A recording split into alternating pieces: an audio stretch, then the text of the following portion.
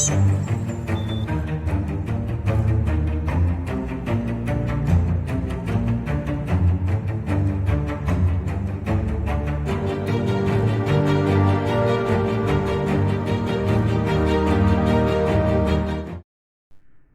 aí, tenebreiros e tenebreiras do Brasil e do mundo? Vamos ver se a gente consegue gravar aqui. O que você tem feito para melhorar o seu plantel, a sua colônia? O que você tem feito?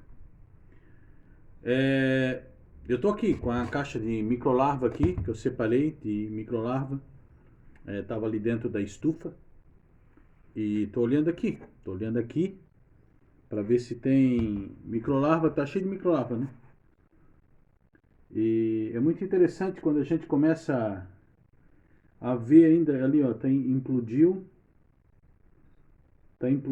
né? A caixa tá cheia de ovo no fundo. Aí você começa a ver as microlarvas ali e umas outras larvinhas maiores. Aí você começa a ver que, pô, tá dando tudo certo. E eu sempre falei para vocês e falo aqui para vocês que o menos é mais. Mas lendo algumas reportagens lá do Japão, eu fiquei muito interessado sobre isso. E é uma coisa que aqui no Brasil ainda não tem, tá? Aqui no Brasil ainda não tem. Então, os japoneses, eles gostam muito daquele besouro rinoceronte, aquele com os dois chifres grandão, né? Eles usam papete para... Tem lojas especializadas no Japão. Dependendo do tamanho que ele chega a $800 o valor. Mas é interessante falar aqui a respeito disso, porque os japoneses, eles, numa pesquisa que um cara lá fez, ele conseguiu, na alimentação, que esse inseto crescesse um pouco maior do que o da natureza. Então me deixa uma pergunta, então a alimentação fez essa coisa mutante nele? Não. Na verdade, esse inseto já no passado já era maior. Ele já tinha uma outra floresta, uma outra alimentação adequada para ele. Foi nós que fomos acabando com as matas, foi a alimentação ficando pouca e o seu tamanho ficou daquele jeito. É o que eu tiro pelas minhas pesquisas que eu fiz até agora. Eu não sou nenhum doutor, mas é por aí que eu fiz, tá? Eu peguei de universidades bem conceituadas. Ah, vocês vão pedir o link? Ah, cara, eu li muita coisa. Mas é por aí, a ideia é essa, tá? Tanto que eu vou falar uma coisa aqui pra vocês. Tem algumas espécies de peixe que no mar elas já não estão tão grandes. Porque o homem começou a pesca muito em toneladas, em vários barcos, em toneladas, e não é 1, 2 toneladas. Um barco sai hoje, ele sai para 45, 60 toneladas. Então Cara, é muito peixe. E agora, vamos aí, de uns 100 anos para cá, foi pescado muito. E os peixes gigantes já não existem mais. Quando se encontra, bate até TV. E o inseto é a mesma coisa, tá? O inseto, ele diminuiu de tamanho porque ele já não tem tanta alimentação em abundância como antes. Essa é uma verdade. Tanto que alguns besouros que a gente procura, não encontra mais. Só em florestas fechadas, você tem que sair de noite, você tem que sair para pesquisar, você tem que morar perto da área. Eu sou um cara que eu gostaria muito de estar na floresta hoje, para pesquisar besouro, ir atrás, sabe? Por exemplo, eu até falei com a doutora Patrícia Milano de um besouro que eu vi único na minha vida. E olha que eu tenho 50 anos de idade. Quando eu morei ali na Serra por 5 anos, eu vi um besouro que eu já contei essa história aqui para vocês. Para quem não escutou, escutem só. Vocês sabem o que é vagalume, né? Vagalume. O vagalume é um inseto que ele tem um líquido dentro da parte de trás dele e ele fica piscando aquele líquido, cara. E é um vagalume, então solta a luz. Só que eu só tinha conhecido um tipo de vagalume na minha vida. A minha vida toda eu só conheci um tipo de vagalume. Agora vem a paulada que eu vou falar para vocês. Tô eu no sítio, na varanda, era verão, eu com meus filhos, com a minha esposa. Era uma lua muito bonito. E lá no meio começou a vir uma pilota de luz do mato. Começou a sair aquela pilota do meio do mato, cara. Cara, eu fiquei, cara, o que é aquilo ali, cara? E eu já na minha mente, pô, é um vagalume, mas cara, vagalume não tem vagalume desse tamanho. Eu pensei na hora. E daí, a nossa casa ficava no meio de 4 morros lá. Era a única casa que tava com a luz acesa, que eu só tinha um vizinho do lado do meu sítio. E ele ia dormir cedo, porque ele trabalhava na roça. Ele dormia cedo, só nós que, eu como aposentado, ficava até mais tarde. E era umas 10 para 11 horas da noite. Aquele vagalume viu a nossa luz, cara, e começou a vir. Ele entrou dentro de casa.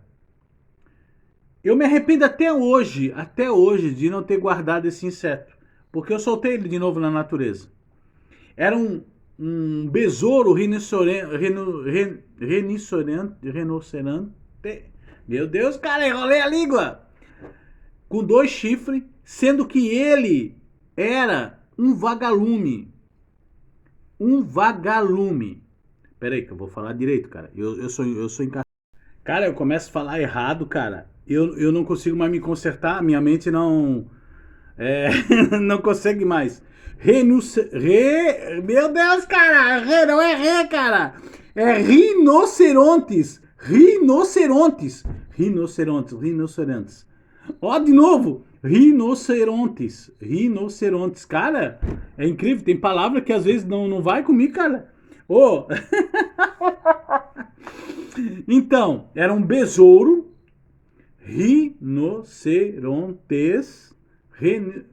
Rinoceronte. Era um besouro rinoceronte. Com 2 chifres, que era um vagalume. Era muito grande, cara. Era assim, mais ou menos. E era muito grande. Foi o único que eu vi em 5 anos lá. Foi o único que eu vi lá. Em 5 anos. E eu até conversei com a entomologista a doutora Patrícia Milano. E ela assim pra mim na hora.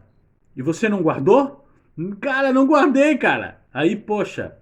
É igual aquela que eu fiz a matéria com o entomologista também, lá de São Paulo, da mosca, tamanho de um beija-flor, que, pô, pra mim foi top. E ele fez a entrevista comigo ali, cara, agradeceu o mano lá, porque foi top. Fui atrás dele, fui atrás, e conseguimos.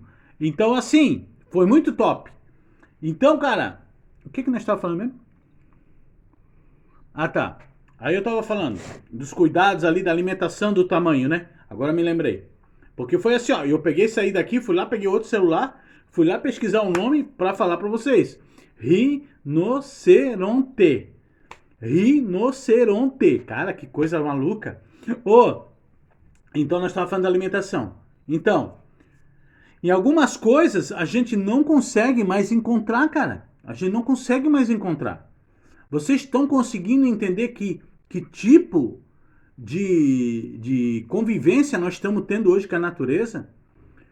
Porque as pessoas aí falam em cancelamento disso. Hoje, eu assim, ó, eu fico assim, eu tenho que me segurar, porque às vezes são pessoas que eu gosto que falam, ah não, esses criadores têm que acabar com o sol. Cara, eu vou falar uma coisa pra vocês, se não existisse os criadores, hoje, muita espécie ia sumir. Vamos falar da ararinha azul da Caatinga. Que o Richard Hansu foi o único biólogo que deu a cara, a tapa para as pessoas aí, tá? Porque ele fala. E ele pergunta, e eu vi agora de novo a entrevista dela, ele tá muito revoltado, porque a galera defensora não sabe realmente como defender e defende tudo errado. Quando ele fala da ararinha azul da Caatinga, a única do Brasil e do mundo, que só tinha uma ararinha azul, anos atrás, e tinha uma em cativeiro. Aí o que que você faz quando só tem uma solta no mundo e uma só em cativeiro? Cara, você não tem que ir pela emoção. Você não pode ir pelo amor só. Você tem que ir pela razão, cara. E a razão é: capture a que está solta, coloque ela em manejo no criatório para criar, para poder depois então evoluir para fora. Não, pegaram do cativeiro, soltaram junto com a outra. O que que aconteceu? As duas sumiram, meu irmão. As duas sumiram. Ficamos sem ararinha azul no Brasil. Aí, sabe o que aconteceu? Aí vem a paulada agora para vocês. O Brasil teve que negociar com traficantes de animais da Alemanha. Você sabia disso? Ah, você não sabia disso. Você não sabia, porque isso ninguém fala, meu filho. Isso é só quem está no ramo. E não é todo entomologista, todo biólogo que está botando a cara à tapa. Porque muita coisa é escondida por pano. Então não acredite em tudo que você vê. A verdade foi essa, que eles tiveram que negociar a ararinha azul da Alemanha, que tinha sido traficada anos atrás, quando não tinha esses aeroportos aí. Os caras tinham altos criatórios, foi negociado, até cuspi, durante meses, tá? E eles conseguiram trazer 20 ou 30 unidades para cá de novo, para o Brasil, e agora se produzirem, então tem de novo. E olha que eles criaram lá no inverno da Alemanha, que quem conhece a Alemanha sabe que é frio pra caramba. Um animal que era do verão aqui do Nordeste, lá da Caatinga. Então essa história, ninguém quer colocar na internet, porque não interessa. Quer saber de papo, de papinho bobo, essa que é a verdade. A verdade ninguém quer saber. Eu cheguei na conclusão seguinte, mano, que o charlatão é que tem vez na realidade. Eu vejo charlatão aí, um monte aí, no meio dos insetos. Eu vejo um monte de gente falando um monte de besteira. Eu tô por aqui já, ó, sabe? Eu vejo a galera, sabe, vangloriando uns caras aí que não estão falando as coisas certas. Essa que é a verdade. Em números abusivos, em números gigantes, essa que é a verdade. E eu ando me segurando, claro que a gente não quer criar polêmica no canal. O canal não é para isso. O canal é para criadores de tenebro, criadores de grilo, barata, que querem fazer uma coisa diferente, querem criar um mercadinho, ter um extra para você. Então é isso, gente. É isso aí. Ah, voltamos lá no japonês de novo. Esses japoneses lá, eles conseguiram fazer com que a alimentação, que o besouro ficasse maior. Como eu estava falando, a falta de alimento vai fazendo com que alguns insetos se tornem um pouco menores. E é uma verdade. Tanto que a gente vê isso nas nossas caixas, tá? Quando tem algum problema na caixa, na fonte de umidade, na alimentação, algum problema que dá, o Tenebrio molito, antes mesmo dele ficar uma larva adulta, ele já vira pupa. Diferentemente do Tenebrio gigante que morre, né? Mas o Tenebrio molitor é isso, ele vira pupa. Então vocês conseguem entender uma cadeia gigante de insetos que pode fazer isso e pode daí desenvolver, ficar menores, né? Ficar menores. Outro dia eu vi um vídeo no Instagram, cara, o grilo era gigante, cara. O cara tinha um grilo gigante na mão. Aí tava conversando com os caras lá do Mato Grosso, diz que lá tem uns grilão grande pra caramba. Muito grande, porque tem alimentação em abundância. Tem muita soja, tem muito milho, tá entendendo? Tem outros tipos de alimentos lá que eles gostam. Só anda sumido muito por causa do veneno. E o Brasil usa muito veneno proibido no mundo afora, aqui dentro da nossa terra. Vocês sabiam disso? O Brasil é o país que mais usa agrotóxicos proibidos, tá? Agrotóxicos proibidos, que lá no Reino Unido e em outros países não usa. E alguns que são proibidos aqui no Brasil, muitas pessoas do agronegócio vão no Paraguai e buscam esses venenos, tá?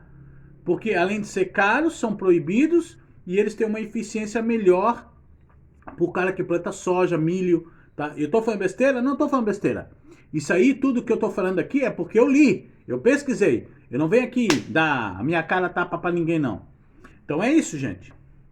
Tenebres Zedé fica por aqui, vocês hoje estão dando meu comentário. Tá, a minha criação tá top. E a boa de hoje foi o rinocerontes. Rinocerontes. Rinocerontes. Rinocerontes.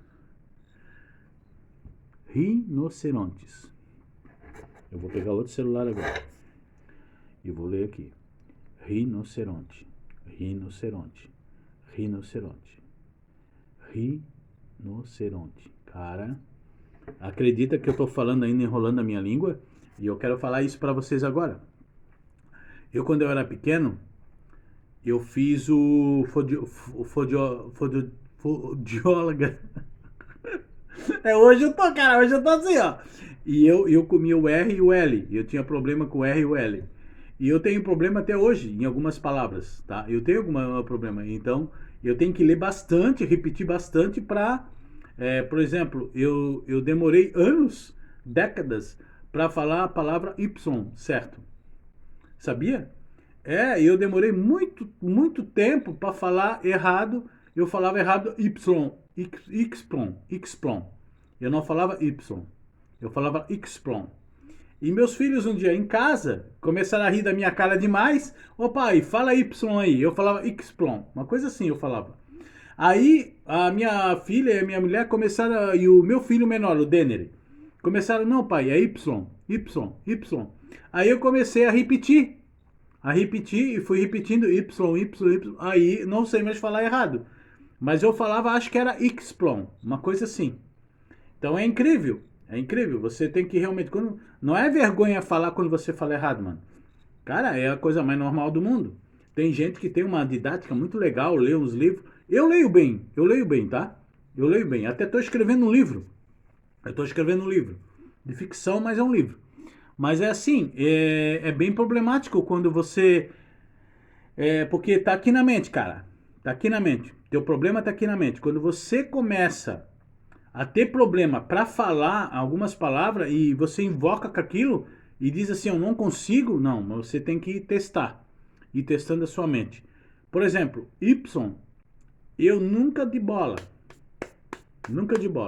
Só que um dia sentado no sofá, eles começaram, cara, é ridículo que tu fala, papapá, e eu, pá, é verdade, né? Uma palavrinha tão simples, como é que eu tô falando errado o tempo todo? Daí foi indo. Quando eu comecei a aprender a falar certo, errei. E eu não consigo mais falar o errado. Gente, é isso aí. Esse é o Tenebres Zedé. Espero que goste do canal, do nosso bate-papo aí. Deixe aí um comentário a respeito da sua criação, da sua alimentação, o que você tem feito. O que você tem feito para alimentar os seus insetos? Tá aí, é uma pergunta boa. O que você tem feito para alimentar os seus insetos? Esse canal é aberto para você falar a respeito do seu inseto. O meu e o seu. Sucesso sempre do Tenebres Zedé.